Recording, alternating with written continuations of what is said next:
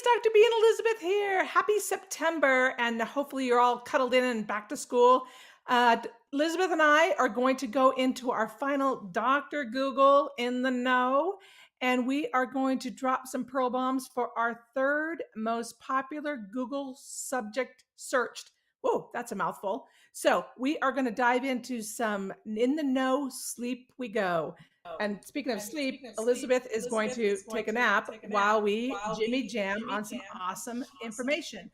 So here we go. ChiroSecure, as always, thank you so much for giving us this opportunity to spread our message to the masses and really get the word about chiropractic out there to our communities.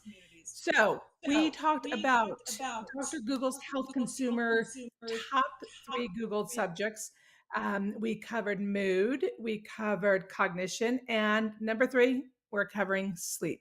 Sleep is a huge issue across the board, all ages and all stages in this country. In fact, it's one of the most concerning health topics these days. We got to look at sleep. A lot of patients won't understand that sleep is our time to repair. So during the day, we're in a catabolic tear down state, right? Our cells are being used, all the energy is being used. Sleep is our building blocks. It's our time to build and repair. And it's so important to get that message across to your community. So it's important for many reasons. So let's dive into a couple things that we can help with our little fiddle farts and things we can keep in the back of our mind as to why sleep might be an issue. So, a couple things. We're going to talk about what I refer to as the piston system, the gut, sensory regulation, and chiropractic. So, of course, there's a lot much more to sleep than this, but let's cover some of the big hot topics that we can wrap our minds around and give our communities. So, first of all, the piston effect. All right, here we go. Think of the fascial system. The fascial system is one big organism from cranium to toes that covers all our muscles, our joints, our ligaments, our blood vessels, our nerves, everything, right? So it's this one mesh of a system. So from cranium to toes, if there's tethering, tension anywhere in the system, it'll create a neuromechanical restriction, which will alter your autonomic nervous system, your regulation. Actually, the fascia has input in parts of the brain that are responsible for mood, cognition, anxiety, and a whole lot more. So when we tackle those restrictions, we can regulate the autonomic nervous system. When we do that, we can create more of a balance between that fight or flight zone and the calming and relaxing zone. Metabolically, the more we're level through a day, the more of our circadian rhythm becomes more in a good, healthy rhythm, and it allows us to wind down at night. So, thinking about these fascial restrictions from the hyoid, the floor of the mouth. So, if we have a tongue tie, that can be an issue, ties into the hyoid. The hyoid ties into the diaphragm, and the diaphragm ties into the pelvic floor. So, we want to look at vertebral subluxations anywhere in the spine that might be tethering and altering this piston effect. Now, the hyoid bone is responsible for keeping the tongue in a proper position and is associated with potential obstructive sleep apnea. Boom, pearl number 1. Obstructive sleep apnea is becoming more and more prevalent as a sleeping obstruction, obviously, but of a reason that kiddos that might not be getting good sleep. So we want to look at the hyoid. The hyoid ties into a lot of cervical muscles, so definitely we want to look at the cervical spine, thoracic spine, and at the diaphragm. Now, the diaphragm, let me show you something here. The costal region of the diaphragm is responsible for breathing. All right. So if we have any vertebral subluxations in the thoracic spine, the rib cage, stress on the diaphragm, on the costal region of the diaphragm, that can alter our ability for good breathing rhythm. And that can be associated with poor sleep. The diaphragm is associated with the pelvic floor. Enuresis can be an issue. So those kiddos that have trouble at night and they're still having bedwetting issues past the age of 5 or 6, we might want to think the association between the diaphragm and the pelvic floor. The crural region, this region right here of the diaphragm, is associated with GERD, gastroesophageal reflux. So another reason that kiddos have nighttime awakening and restless sleep is very commonly tied with gut dysbiosis, gut issues. So that's the next thing we want to look at is the gut sleep connection. So number one, do we have a potentially obstructive airway issue? We want to look at those myofascial restrictions. We want to look at tongue ties. We want to look at the connection between the hyoid, the diaphragm, the pelvic floor. That's that piston, okay? Because they all tether and piston on each other, which can all lead to abnormal vagal tone and a sympathetic fight or flight, which shuts down the gut. So now we're looking at gut. Autistic kiddos have a very high rate of sleep disturbances. They also are very much have a big correlation to gut issues. In fact, the American Academy of Pediatrics proposed, several years ago, that any kiddo on the autism spectrum be screened for potential gut issues because the correlation is so high. So gut, brain, gut connection. Gut inflammation equals brain inflammation. Easy way to look at it. So oftentimes what you might see with kiddos that have inflammatory gut issues, gut dysbiosis, they might have very restless sleep. They might be head bangers. You might see them pulling their hair out or pulling tension on their head. They might be oftentimes sleeping on their belly and kind of in a child pose position. These are common patterns we might see. They want to put pressure on their belly to try to relieve some of that issue. They might have reflux.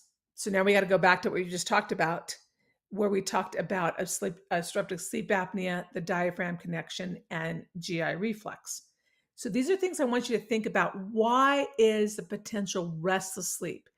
These are kiddos that oftentimes they might fall asleep, but they have a very restless sleep pattern, or they wake up a lot during the night, inconsolable crying, etc. So the gut is a big thing. We want to look at food sensitivities, food allergies, parasites can be a big one at nighttime awakening, and overall general gut issues. The other thing that we need to look at that I didn't put in on here is technology. We definitely want to educate our community, our patient community, on the adverse effects of technology. The blue light buzz is what I call it. When we're on computers, phones, etc., too late in the night, it messes with your sleep cycle. And we need to get those kids off devices. At least everybody should be off devices at least 2 hours before they want to try to get to sleep. So consider that in your repertoire sleep as well. Okay, so everything ties back now to sensory regulation.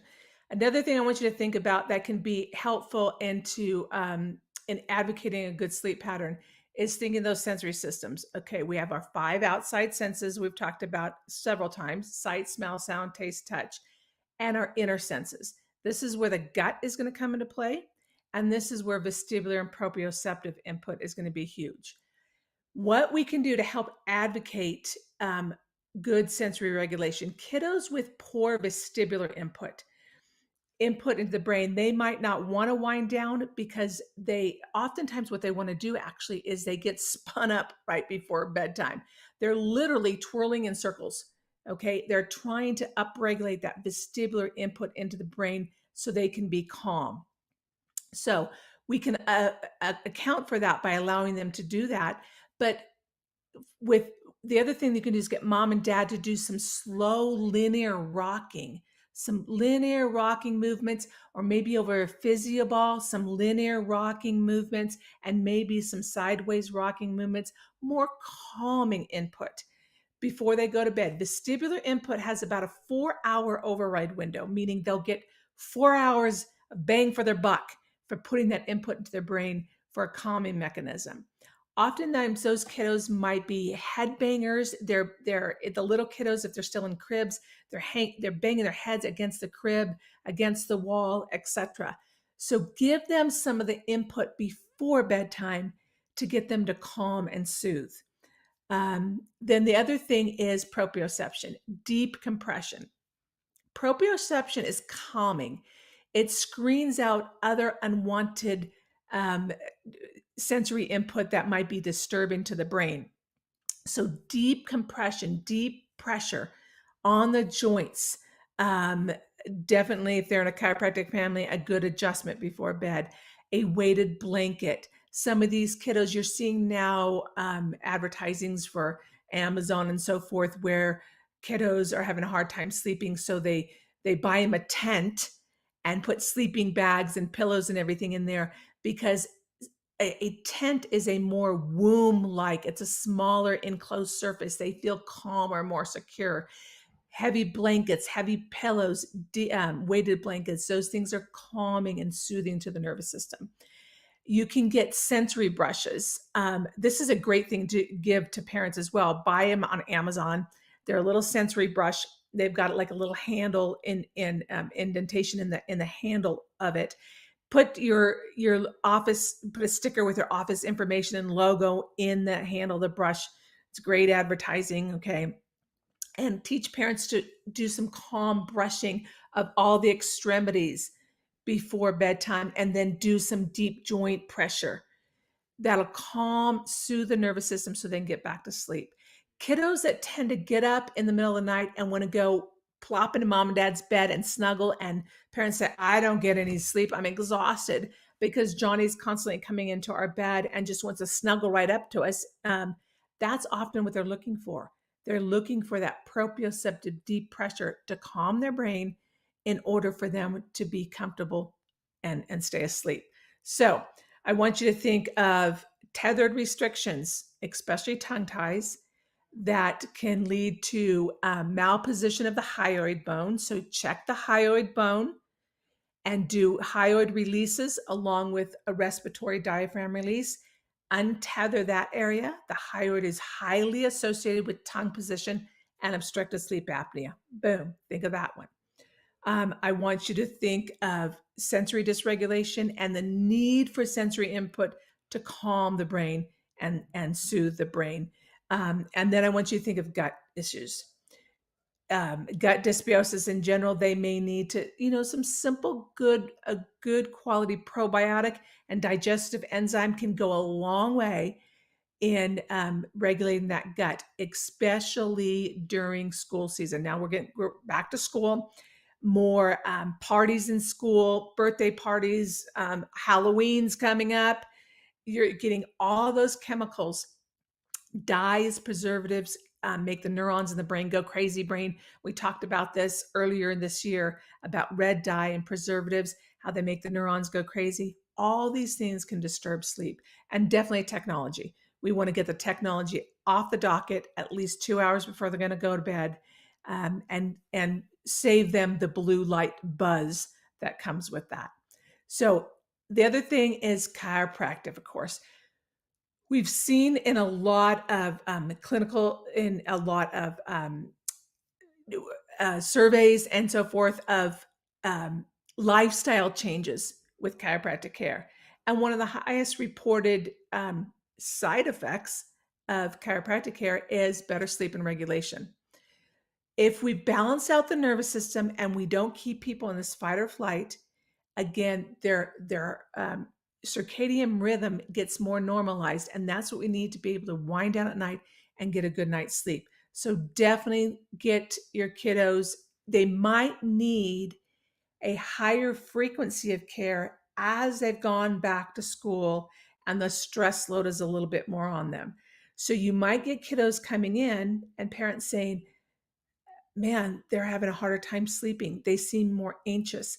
That might mean we need to look at all the things we just talked about and upping the frequency of care to balance out their nervous system for them to have more adaptability as the stress increases a bit that first month or two of school. So get your little thinking caps on as to why you might see kiddos' behaviors, sleep, mood go backwards just a little bit as they're trying to adapt to that increased load of stress as they head back to school. So, some pearls to think about. I cannot wait to see you next month because October is National Sensory Awareness Month. We're going to dive in and dig into some of the new, latest, and greatest information on chiropractic and regulation of sensory input to the brain. It is awesome. So, we'll see you there in October. And again, ChiroSecure, thank you so much for allowing us to have this platform and spread our word. And we will see you in October. And until then, Elizabeth and I wish you an incredible early fall, and we'll see you next month.